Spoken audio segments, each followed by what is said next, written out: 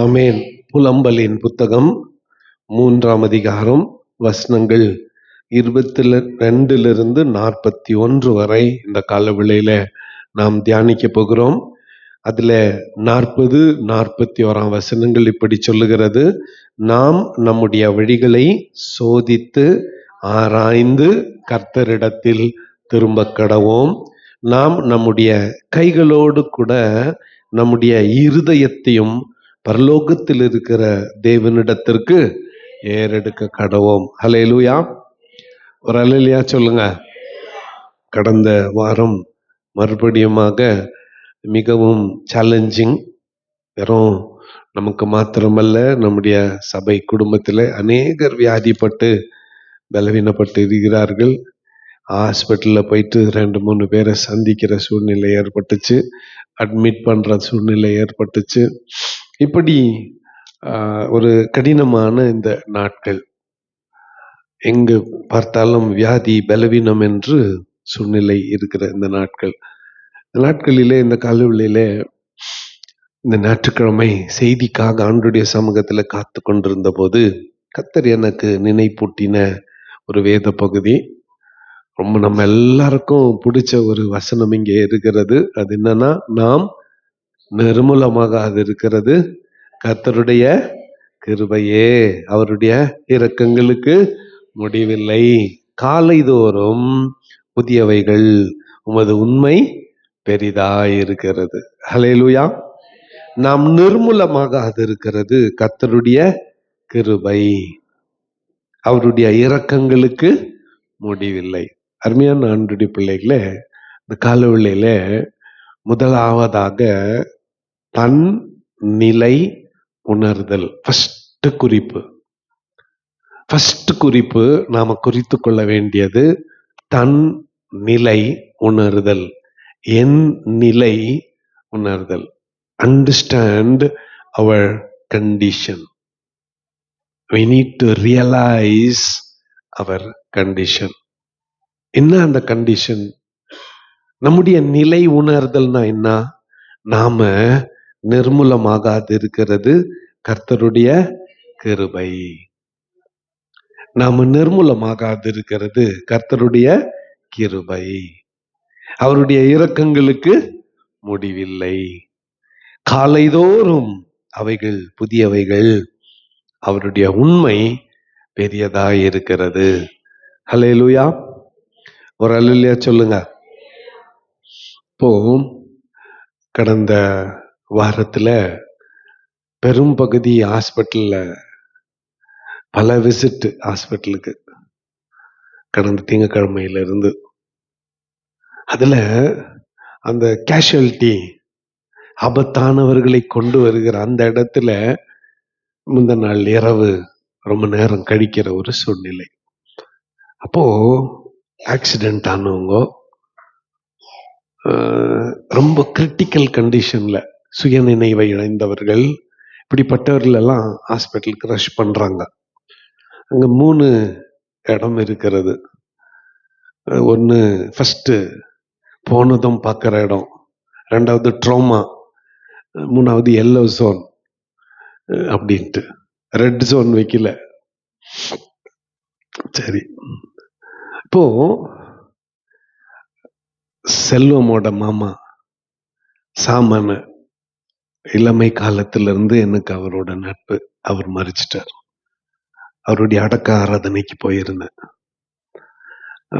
அங்க ஒரு அழுத்தம், மன அழுத்தம். மரணம் ஒரு குடும்பத்தில் சம்பவிக்கிறது, அடக்கம் பண்ணுகிறார்கள். இப்போ அடுத்த ஒரு நிலை, ஹாஸ்பிட்டலுக்கு போறோம். அங்கே வியாதிப்பட்டவர்களெல்லாம் கொண்டு வராங்க. ஒரு விபத்துக்குள்ளான ஒரு 30 வயது மதிக்கத்தக்க வாலிபனை அன்னைக்கு கொண்டு வராங்க. உடம்பு முழுசும் ரத்தம். ஆக்சிஜன் ஃபிக்ஸ் பண்ணிட்டு கொண்டு வராங்க, காப்பாற்ற முயற்சிக்கிறார்கள். அப்புறம் நேத்து ராத்திரி தான் தெரியுது அது திலீப்போட சொந்தக்கார பையன் அப்படின்னு சொல்லிட்டு. இப்போ இந்த ஒவ்வொரு காட்சியும் பார்க்கிறோம். ஹாஸ்பிட்டல்ல வியாதியா சிலர், மரணத்துல போராடி கொண்டிருக்கிற சிலர். இப்படி எல்லாரையும் பார்த்ததும் உங்க எல்லாரும் மூஞ்ச எனக்கு மறந்து போச்சு. என்னோட நிலை தான் எனக்கு ஞாபகத்துக்கு வந்துச்சு. அதுதான் தன்னிலை உணர்தல்.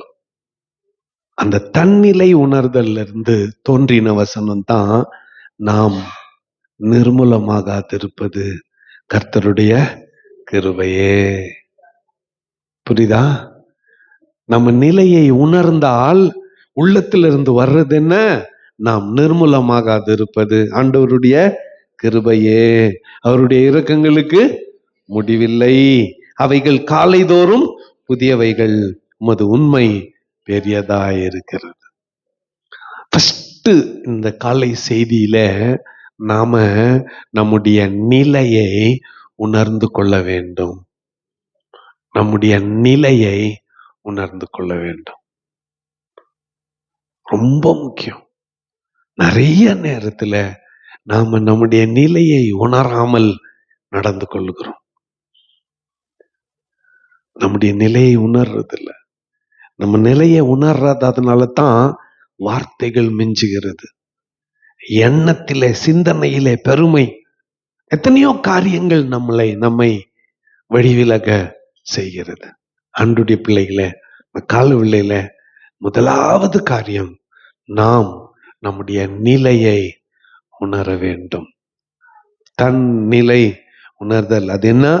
நாம நிர்மூலமாகாது இருப்பது ஆண்டவருடைய கிருபையே, அவருடைய இரக்கங்களுக்கு முடிவில்லை, காலைதோறும் அவைகள் புதியவைகளாய் இருக்கிறது. Next, His grace is new every morning. ஒரு அல்லேலூயா சொல்லுங்க. விடியற் காலத்து பனியை போல, விடியற் காலத்து பனியை போல அவருடைய கிருபை தினந்தோறும் பொழிகிறதாய் இருக்கிறது. இன்னைக்கு காலையில எந்திரிச்சதும் பெரிய கேட்டை திறந்து வெளியே போனேன், காருங்களை வெளியே எடுக்கிறதுக்கு. இன்னைக்கு காலையில பனி பெஞ்சிச்சு, தெரியுமா உங்களுக்கு? தெரியுமா? 7:30 மணிக்கு 8 மணிக்கு சர்ச்சுக்கு வந்தவங்களுக்கு தெரியாது. இதுல பிலோமினம்மா போன 6:15. நான் நினைச்சிட்டேன், என்னடா எங்க ஜனங்களுக்குள்ள எழுப்புதல் வந்துட்டுக்குதோ, 6:15 போனுன்னு பார்த்தா நம்ம ரெடி பண்ணுது என்ன டிரைவரை, ஜனங்களை ரெடி பண்ணல. யார ரெடி பண்ணது? ஏஞ்சி போயிட்டு இருக்குது பாருங்க, இது கேட்கறதுக்கு இல்லாத டிரைவரை ரெடி பண்ணிட்டானா ஜனங்க யாரும் இல்லை. சரிம்மா, நான் ரெடி ஆயினுக்கிறேன், இன்னும் யாரும் வரல, இன்னும் ஆதாம் வரல, ரன்னீஷ் இல்ல, நானே கார் ஓட்டலாம் அப்படின்ட்டு எல்லாம் வந்துட்டு இருந்தா சொல்லு, நான் வண்டி எத்தனை வரேன், இன்னும் யாரும் வரல, உனக்கு சொல்றேன். ஜனங்களே இல்லையா? நிலால டீ ஆத்தன கதை தான் இது. நிலால டீ ஆத்தன கதை. காலையில அதிகாலை எந்திரிச்சு வெளியே போனதும் பனி பொழிவை பார்த்தேன்.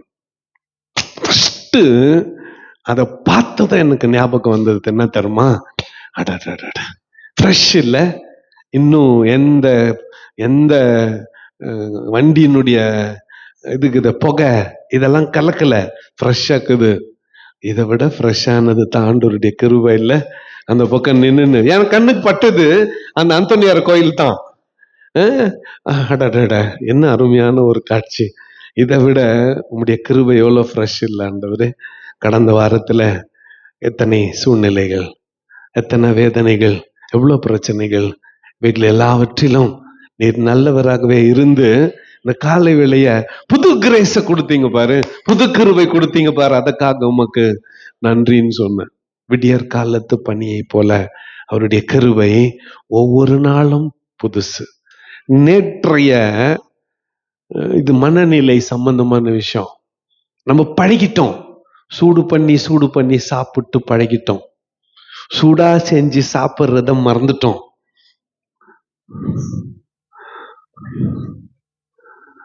நான் சிறு பிள்ளையா இருந்த போது ஊருக்கு போவோம். எங்க அத்தை மாமா வீட்டுக்கு போனாலும் சரி, எங்க பாட்டி வீட்டுக்கு போனாலும் சரி, இது 2 தான் முக்கியமான இடம். எங்க போனாலும் சரி, காலையில சாப்பாடு. அத்தை வீட்டுக்கு போனா ஃப்ரெஷ்ஷா இட்லி தோசை. ஆயா வீட்டுக்கு போனா தயிர் கஞ்சி. கொஞ்சம் நல்லா கவனிங்க. நம்ம வாழ்க்கை முறை எப்படி மாறி போச்சு, எவ்வளவு மாற்றம் நமக்குள்ள வந்து போச்சு. விஞ்ஞான கண்டுபிடிப்புகள் எல்லாம் நமக்கு உதவி செய்யறதுக்காக they replaced humanity. மனுஷ கத்தியா அது மாத்தி அமைச்சிருச்சு. பொருள் கெடாம இருக்கிறதுக்கு கண்டுபிடிச்சது ஃப்ரிட்ஜ். நம்ம என்ன பண்ணிட்டோம், எல்லாத்தையும் அதுல ஸ்டோர் பண்ணி வெளியே எடுத்து சூடு பண்ணி சாப்பிடுற பழக்கத்துக்கு வந்துட்டோம். எவ்வளவு கெடுதல் அதனால. ஆண்டவர் நேற்று கிருபைய போகணுங்க அப்படின்ட்டாருன்னு சொல்லிக்கங்களேன். உதாரணத்துக்கு, ஆண்டவரே இன்னைக்கு மத்தியானம் என்ன சாப்பாடுனா, நேத்து மத்தியானம் செஞ்ச பருப்பு குழம்பு, கத்திரிக்காய், வெந்தம் வேகாத இருக்குது, கொட்டை அரிசி சோறு இருக்குது, அதே தான் இன்னைக்கு நான் உபாசம். இன்னைக்கு நான் என்ன இல்லை சாப்பிடவே போறது இல்லை அப்படின்னு சொல்லிடுவோம்ல. சொல்லுவோமா மாட்டோமா? ஆண்டவர் பழச நமக்கு தராம ஒவ்வொரு நாளும் புதிய கிருபையை நமக்கு தருகிறான். எவ்ரிடே, ஒவ்வொரு நாளும் புதிய கிருபை. ஒரு அல்லேலூயா சொல்லிடுங்க இதுக்கு. இந்த தன்னிலை உணர்தல் இருந்து அடுத்த பங்கு நம்ம என்ன சொல்லணும்னா, கர்த்தர் என் பங்கு என்று என் ஆத்துமா சொல்லும். The Lord is my portion. The Lord is my portion. 24ஆம் வசனம். கர்த்தர் என்று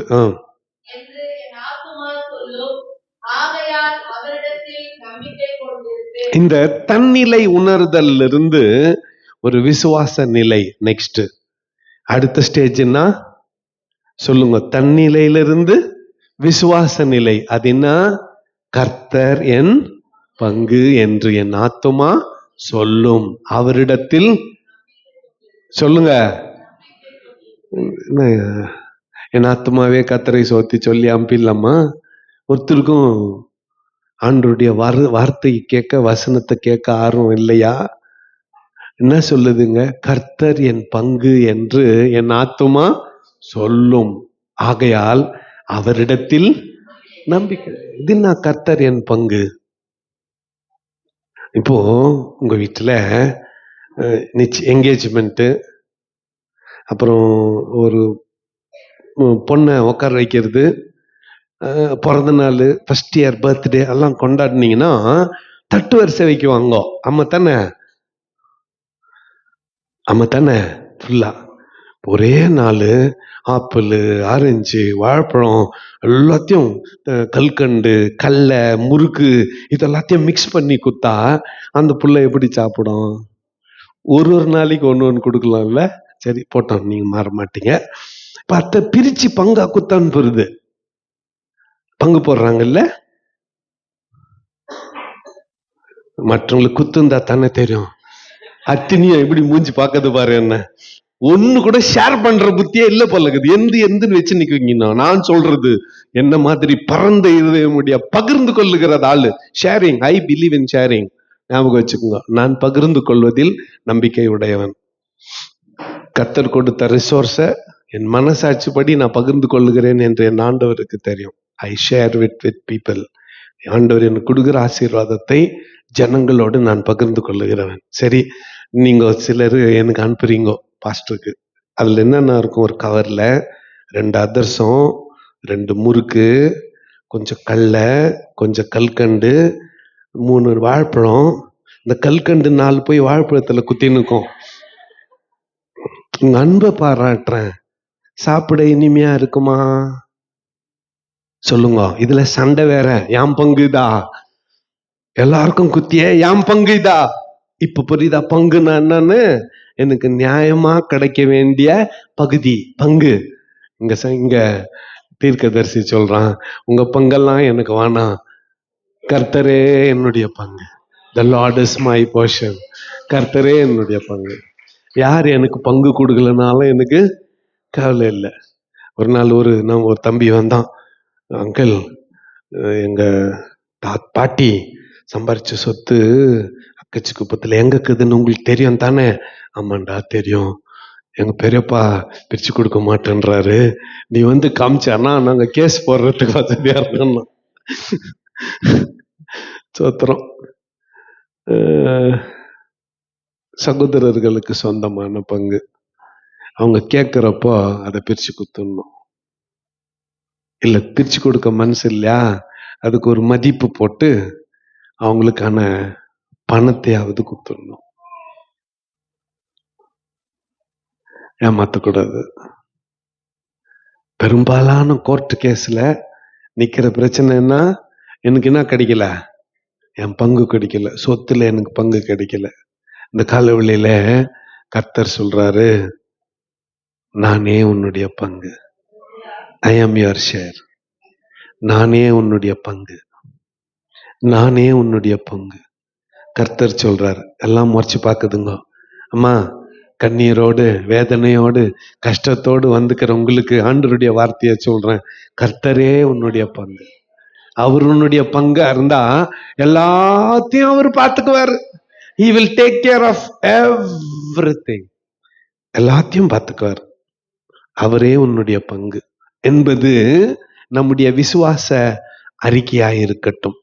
ஃபெய்த் கன்ஃபெஷன் என்ன இன்னைக்கு காலை வேளையில? கர்த்தர் என்னுடைய பங்கு. அல்லேலூயா. ஒரு அல்லேலூயா சொல்லுங்க. கர்த்தர் என்னுடைய பங்கு என்று என் ஆத்துமா சொல்லும். அவரிடத்தில் நம்பிக்கை. அடுத்து அவர் என்ன செய்வார்? தமக்கு காத்திருக்கிறவர்களுக்கும் தம்மை தேடுகிற ஆத்துமாவுக்கும் கர்த்தர் நல்லவர். அல்லேலூயா. தமக்காய் காத்திருக்கிறவர்களுக்கும் தம்மை தேடுகிற ஆத்துமாவுக்கும் கர்த்தர் உயிருள்ள நாளெல்லாம் இதையே சொல்லி வாழ்நாளை நாம கழித்து விட முடியும். தமக்காய் காத்திருக்கிறவர்களுக்கும் தம்மை தேடுகிற ஆத்துமாவுக்கும் கர்த்தர் நல்லவர். அல்லேலூயா. ஒரு அல்லேலூயா சொல்லுங்க. நான் டிகிரி படிக்கிறப்போ வணங்காமுடின்னு ஒரு தமிழ் பேராசிரியர், சென்னையில எனக்கு யாருமே தெரியாது, சென்னையில யாருமே தெரியாது.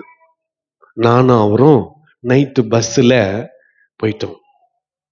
சென்னையில ஒரு குறிப்பிட்ட இடத்துல பஸ்ல இருந்து என்னை இறக்கிட்டு அங்கிருந்து காமிச்சார், அதோ பாரு டாய்லெட் இருக்குது, அந்த டாய்லெட் போயிட்டு அங்க குளிக்கலாம், எல்லா வசதியும் அங்க இருக்குது, குளிச்சுட்டு துணி மாத்திட்டு இங்க வந்துரு, நான் 1 ஹவர்ல வந்துடுறேன் அப்படின்ட்டு காலையில 4 மணிக்கு என்னை இறக்கிட்டு போயிட்டார்.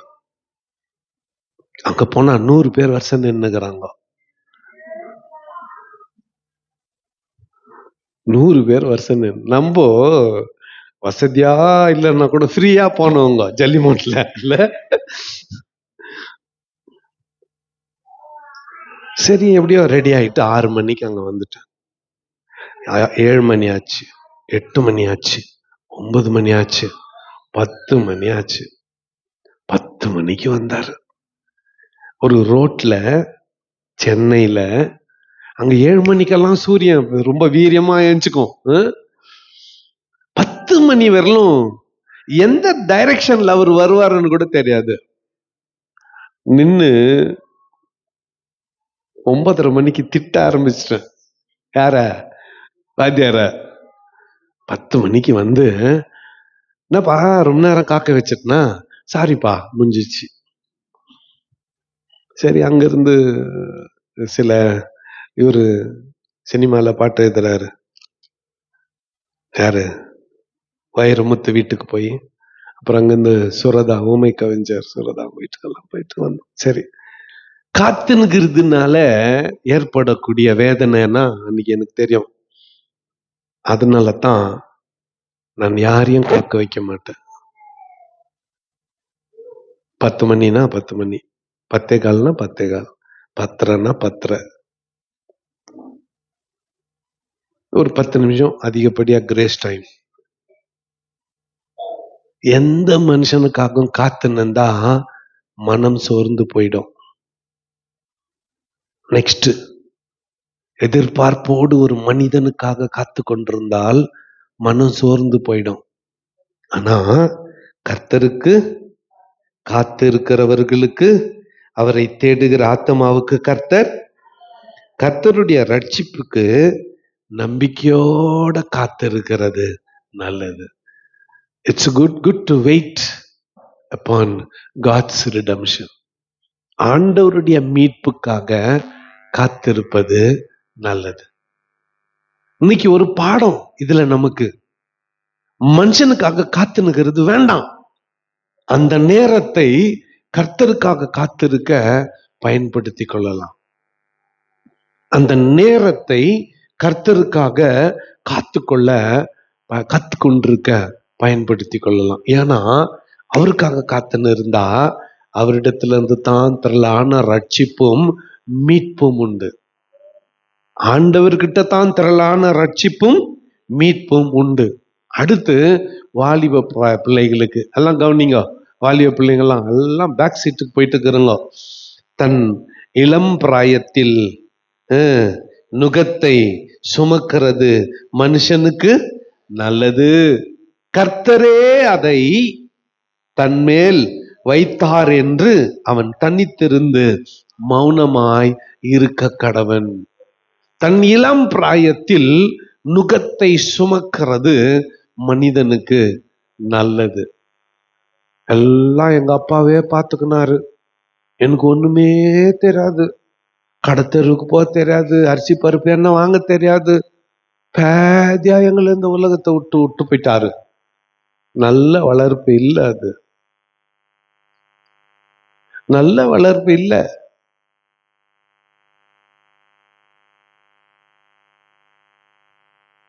ஆண்டவர் என்ன பண்றார் பாருங்க, இளம் பிராயத்தில் நுகத்தை சுமக்கிறது ஒரு மனிதனுக்கு நல்லது. ரொம்ப ஒரு வசதியான வாழ்க்கையில வாலிப நாட்களை வாழ நினைக்கிற வாலிப பிள்ளைங்களை கவனிங்க. பசியாக்குறது நல்லது. துணி இல்லாம தப்பா புரிஞ்சுக்காதீங்க. எப்பவுமே புது, நம்மளுக்கு ஆசை இல்ல, ஜீன்ஸ் பேண்ட் போடணும், டி ஷர்ட் போடணும், அல்லது பொம்மைக்கு மாட்டி வச்சுப்பாங்க ஒண்ணு. இப்போ இந்த துணி கடைக்கு போனீங்கன்னா அவன் என்ன பண்ணுவான், கண்ணுக்கு பறிக்கிற மாதிரி ஒரு ட்ரெஸ்ஸ கற்பனையான ஒரு உருவத்துக்கு மாட்டி வச்சிருப்பான். அது ரியல் உருவம் இல்ல, பொம்மை. ஆமா தானே, அதுக்கு மாட்டி வச்சிருப்பான். உள்ள போயிட்டு இத்தனையோ டிசைன் அவன் எத்து போட்டுன்னு வைப்பான். உன் கண்ணு போட்டுனுக்கிறதெல்லாம் பார்த்துட்டு திரும்பி திரும்பி எத்த பார்த்துன்னு இருக்கும், பொம்மைய பார்த்துன்னு இருக்கும். பொம்மைக்கு அது நல்லா இருக்கும், உனக்கு அது நல்லா இருக்காது. ஏன்னா பொம்மைக்கு போட்டு தைச்சிருப்பான். உங்களுக்கு தெரியுமா, சினிமாக்காரங்களுக்கெல்லாம் உடம்பு மேல துணி போட்டு தைக்குவாங்க, தெரியுமா? தெரியல, துணி போட்டுடுறது. இப்ப இங்க லூஸ் ஆக்குதுன்னா இங்க போட்ட பிறகு இங்க உட்காந்து ஒருத்தர் தைச்சுன்னு இருப்பாங்க. அதனால்தான் எம்ஜிஆர் டூயட் பாடுறப்பெல்லாம் இல்ல, புரியுதா? அது பொம்மைக்கு போட்டு தைச்சுது. உனக்கு தைச்சிட்டு போடுறது எங்க கரெக்டா இருக்கும்? ரெண்டும் ஒண்ணு இல்ல.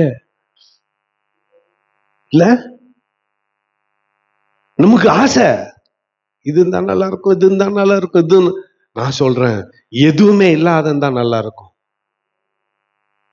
இப்ப என்கிட்ட வண்டி இல்ல, போன் இல்ல, எதுவுமே இல்லைன்னு வச்சுக்கோங்களேன், நம்ம காட்டு மனுஷன் மாதிரி எங்கன்னா போலாம், திரியலாம், ஒரு பிரச்சனையும் இல்லை. எல்லா வசதிகளும் நமக்கு அழுத்தத்தை தான் கொண்டு வந்திருக்கிறது. வாலிப பிள்ளைகள் குறிப்பா நல்லா கேளுங்க நான் சொல்றத. குறைவில இருக்கிறது உனக்கு நல்லது, வறுமையில இருக்கிறது உனக்கு நல்லது. காலமெல்லாம் வறுமையில இருக்கிறத பத்தி நான் பேசல. வாலிப நாட்களில் நுகத்தை சுமக்கிறது வாலிபனுக்கு நல்லது. ஞாபகத்துல வச்சுக்கோங்க. ஐயோ எல்லாரும் இப்படி இருக்கிறாங்க, எனக்கு மட்டும் இல்லையே, வருத்தப்படாத. அப்போ உன்னுடைய மனநிலை மாறி உழைக்க ஆரம்பிப்ப, கஷ்டப்பட ஆரம்பிப்ப. கர்த்தர் உன் கையின் பிரயாசத்தை என்ன பண்ணுவாரு? ஆசீர்வதிப்பார். செகண்ட் இன்னிங்ஸ் நல்லா இருக்கும். ரொம்ப முக்கியம் எதுதான் சொல்லுங்க? ஃபர்ஸ்ட் இன்னிங்ஸ் அது வேகமா போயிடும். நான் பார்த்துட்டேன், 55 வயசு ஆயிடுச்சு எனக்கு, வேகமா போயிடுச்சு. எது? ஃபர்ஸ்ட் இன்னிங்ஸ் வேகமா போயிடுச்சு. என் கல்லூரி நாட்கள் இப்ப கூட நினைச்சு பார்த்தா ஆச்சரியமா இருக்குது, வேகமா போயிடுச்சு. ஆனா செகண்ட் இன்னிங்ஸ் நினைச்சா பயமாக்குது. நெக்ஸ்ட் 10 years எப்படி இருக்குமோ பயமா இருக்கு. ஏன்? என்ன நோய் வருமோ தெரியாது, என்ன மாதிரியான சூழ்நிலைகளை குடும்பம் கடக்குமோ தெரியாது, என்ன மாதிரியான காரியங்கள் நமக்கு எதிர்கொண்டு வருமோ தெரியாது. பிள்ளைகளை குறித்து, அவர்களுடைய எதிர்காலங்களை குறித்து, ஏன் பிள்ளைங்க எங்களுடைய எதிர்காலங்களை குறித்து, எங்க ரிட்டையர்மெண்ட் லைஃப் எப்படி இருக்கும் தெரியல. இப்பவே உனக்கு நீ எனக்கு நான்ன்ற நிலைமை ஆயிப்போச்சு. எனக்கும் என்னோட மனைவிக்கும் கடந்த 2 வாரமா. நல்ல பிள்ளைங்க தான், ஆனா எங்களுக்கு தேவைன்றப்போ உதவி செய்ய யாருமே இல்லை. There was nobody around.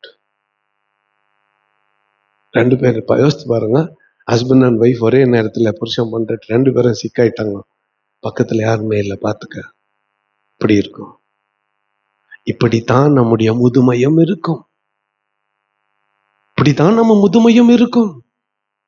இப்ப செகண்ட் இன்னிங்ஸ் ரொம்ப கஷ்டம். அந்த 2வது பகுதி கடினமா இருக்க போகிறது.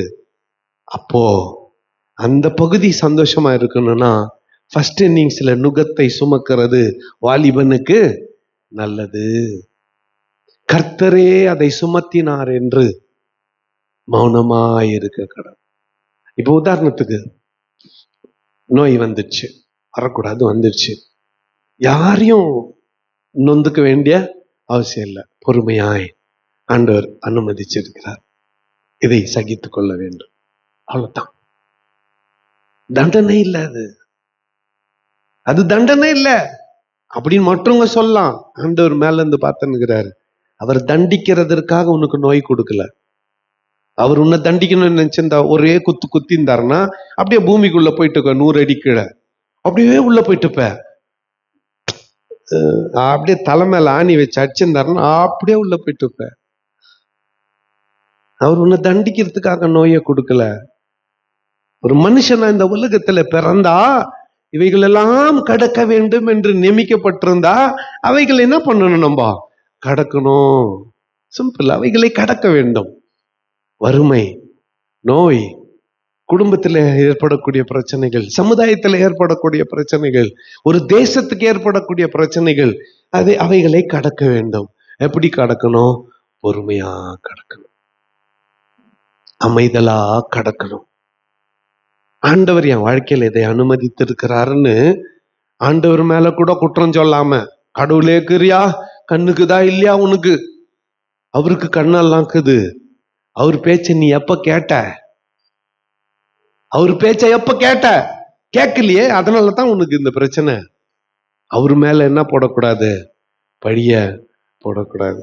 அமைதலாய் ஆண்டவர் இதை சுமத்தினார் என்று அந்த வாலிபன் எப்படி இருக்கணும்? மௌனமாய். தன்னை அடிக்கிறவனுக்கு தன் கன்னத்தை காட்டி நிந்தையால் நிறைந்திருப்பானாக. ஒரு படி தாண்டி ஒருத்தவன் அடிச்சா திருப்பி அடிக்காத, கன்னத்தை காட்டி அதனால் ஏற்படக்கூடிய அந்த துக்கத்தால், அந்த நிந்தையால் நிறைந்திரு, அந்த கண்ணீரால் நிறைந்திரு. Be filled with sorrow. ஏன்னா ஆண்டவர் தான் உன் கதையை எழுதுறாரு. அவர் உனக்கு முற்றுப்புள்ளி வைக்கல, கமா போட்டு அடுத்த இன்னிங்ஸ்ல உன்னை ஆட விடுற வைக்கிறாரு. அந்த இன்னிங்ஸ்ல நோய் இல்லாமல், வறுமை இல்லாமல், பிரச்சனை இல்லாமல், சமாதானத்தோடு, சந்தோஷத்தோடு, மகிழ்ச்சியோடு உன்னை நடத்தக்கூடியவராய் ஆண்டவர் இருக்கிறார். தன்னை அடிக்கிறவனுக்கு தன் கன்னத்தை காட்டி நிந்தையால் நிறைந்திருப்பானாக. ஆண்டவர் என்றென்றைக்கும் கைவிட மாட்டார். பர்மனன்ட் ஆண்டவர் கைவிட மாட்டார்.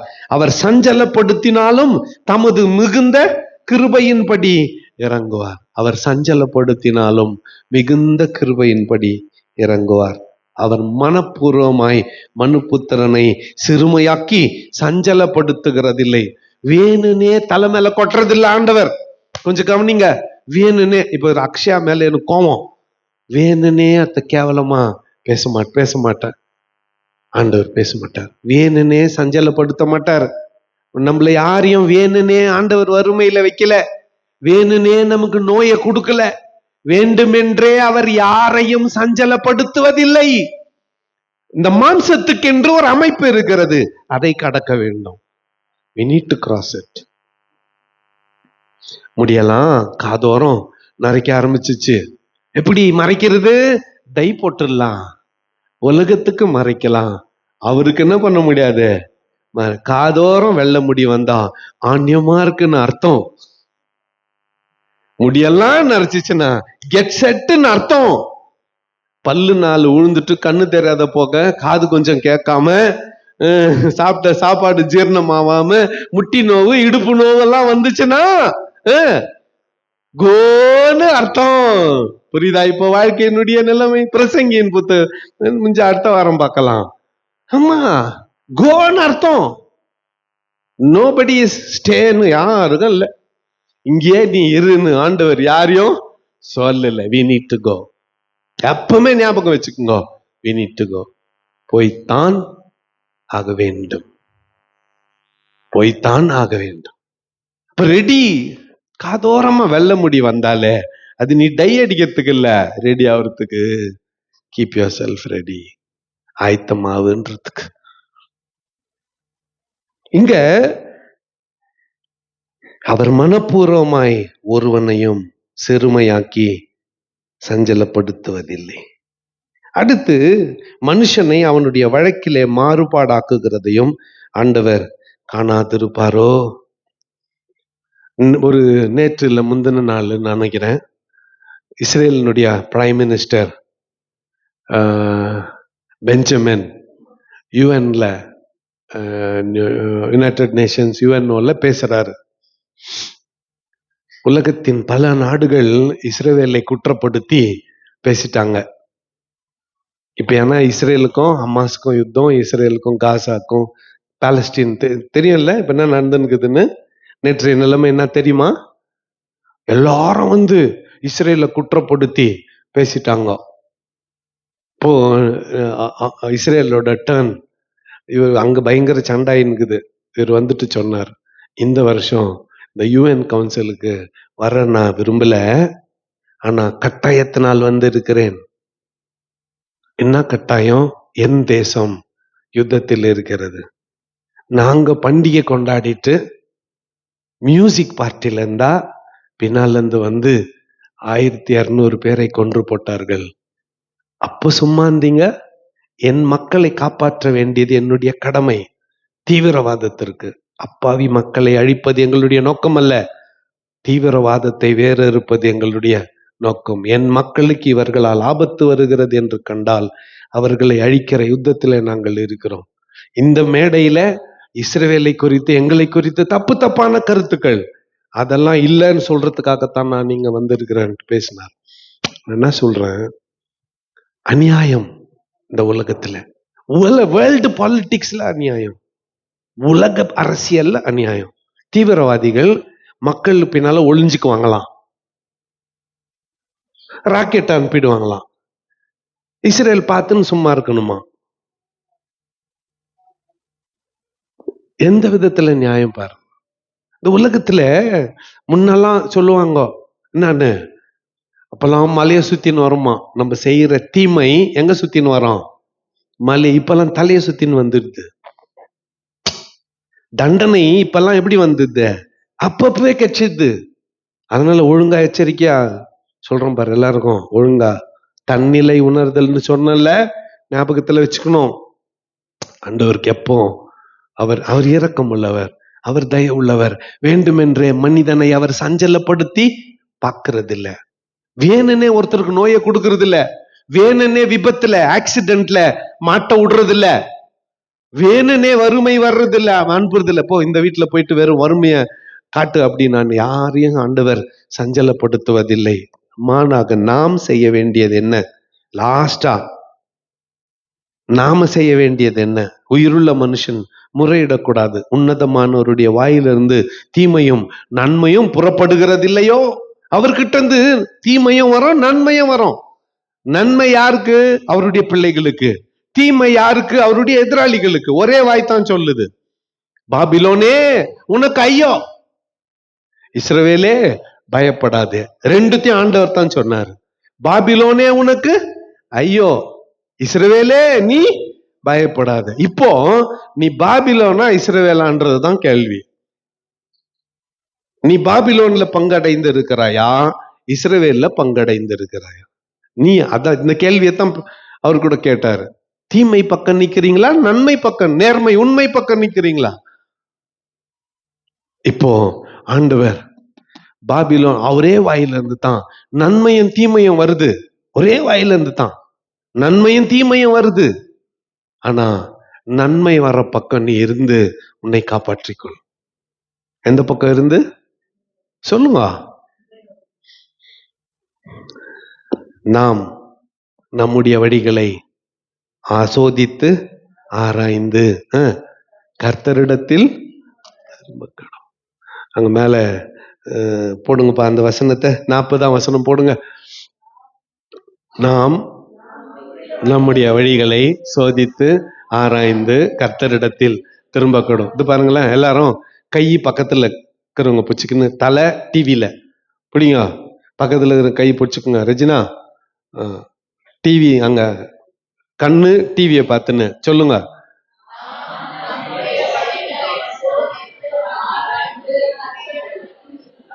யாருக்கிட்ட சத்தமா? யாருக்கிட்ட? யாருக்கிட்ட? Turn to your God. கர்த்தரிடத்தில் திரும்ப கடும். நம்முடைய ஆண்டவரிடத்திலே திரும்ப கடும். ஏன்னா அவரிடத்துல தான் நாம் நம்முடைய கைகளோடு கூட நம்முடைய இருதயத்தை பரலோகத்தில் இருக்கிற தேவனிடத்தில் கால் டு வர்ஷிப். ஏன் இவ்வளவு பிரச்சனைகள் இன்னைக்கு இந்த உலகத்துல இருக்கிறது? இவ்வளவு சூழ்நிலைகள் இந்த உலகத்துல இருக்கிறது. இப்படிப்பட்டதான நிலைமையை இந்த உலகம் கடந்து கொண்டிருக்கிறது. ஆனா நாம் நிர்மூலமாகாது இருப்பது சொல்லுங்க ஆண்டவருடைய சுத்த கிருபை. இப்ப புரியுதா? நான் இதெல்லாம் கடந்த இந்த வாரத்துல ஹாஸ்பிட்டலுக்கு போனேன், மரண வீட்டுக்கு போனேன், கல்லறை தோட்டத்துக்கு போனேன், விபத்துக்குள்ளானவங்களை பார்த்தேன், வியாதிக்குள்ளானவர்களை பார்த்தேன். இவங்க எல்லாரையும் பார்த்ததும் எல்லாருடைய கண் முகமும் எனக்கு மறைஞ்சு போச்சு. என் நிலை உணர்த்தப்பட்டேன், என் நிலையை உணர்ந்தேன். நான் நிர்மூலமாகாதிருப்பது ஆண்டவருடைய சுத்த கிருபையே. அவருடைய இரக்கங்களுக்கு முடிவில்லை. காலைதோறும் புதிய கிருபை. நேற்றைய கிருபையில இன்னைக்கு அவர் உன்னை நடத்தல, இன்னைக்கு ஃப்ரெஷ் கிரேஷ கொடுத்து புது கிருபையை கொடுத்து இந்த நாளுக்கான பலத்தை கொடுத்து சுகத்தை கொடுத்து உன்னையும் என்னையும் வாழ வைக்கிற தேவனாய் இருக்கிறார். ஒரு அல்லேலூயா சொல்லுங்க. ஆகவே நாம கர்த்தரிடத்தில் திரும்ப கடவும். கிருபை இருக்கிற இடத்துல திரும்ப கடவும். ஆதரவு இருக்கிற இடத்துல திரும்ப கடவும். ரட்சிப்பு இருக்கிற இடத்துல திரும்ப கடவும். மீட்பு இருக்கிற இடத்துல திரும்ப கடவும். கர்த்தரிடத்தில் திரும்ப கடவும்.